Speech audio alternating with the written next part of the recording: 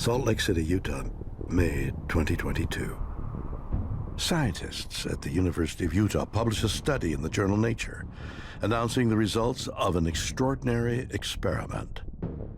The team took eye cells from a deceased person and then, using electrical stimulation, they reanimated the dead cells and brought them back to life.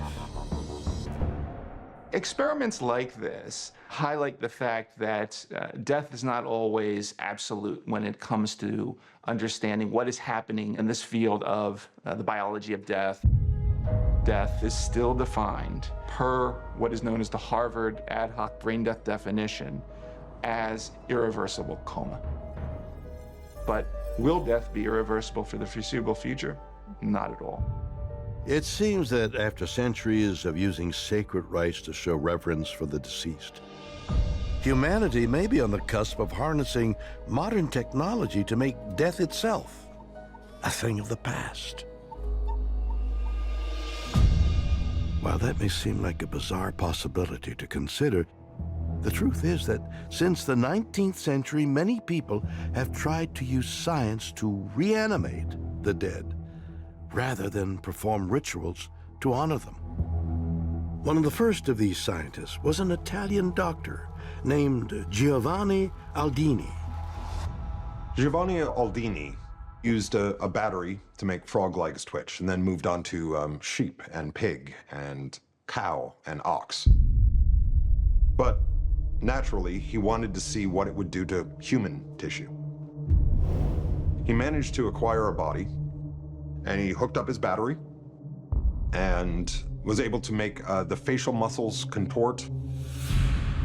The left eye opened, and it even took a deep breath. As it happens, a friend of Aldini's had a daughter by the name of Mary Wollstonecraft Godwin, who remembered the story and was inspired by it. And years later, she would write the novel Frankenstein under her married name, Mary Shelley. Published in 1818, Mary Shelley's seminal novel tells the story of Dr. Victor Frankenstein, who develops a method to restore life to dead matter. He assembles a human from various body parts, but after bringing it to life, he's horrified by his creation. Mary Shelley's Frankenstein does a very interesting thing because we get our first incarnation of a mad scientist, someone going too far, trying to act as a god in ways that maybe shouldn't be done, and we get this resulting monster. You would think that the notoriety of Dr. Frankenstein and his monstrous creation would dissuade scientists from trying to tamper with corpses. But in the 1920s and 30s, a Soviet scientist named Sergei Brukhonenko conducted a series of grisly experiments that seemed to ignore the warnings of Mary Shelley's novel. Brukhonenko wanted to bring people back to life, and he did as much as he could about it to resuscitate human corpses. He invented a heart and lung machine, or auto-ejector.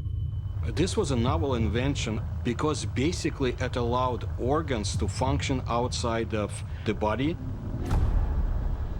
Sergei Brukhonenko is maybe most famous for the process by which dogs, those are the main experimental animals, were drained of blood. All the blood was taken out, and they died. Then the auto-ejector put the oxygenated blood back into the dog, and it came back to life.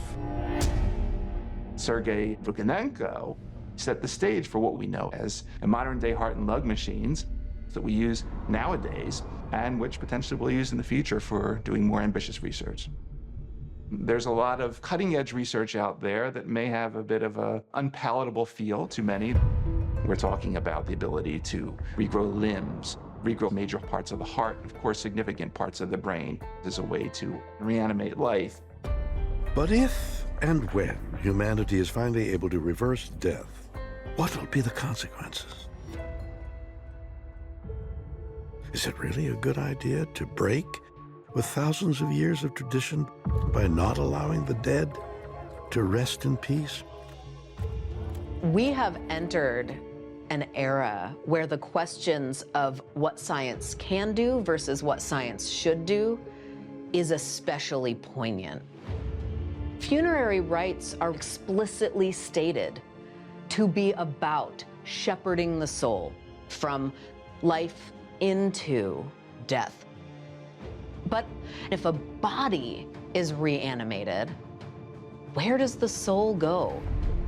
It changes how we understand the real pragmatics of death.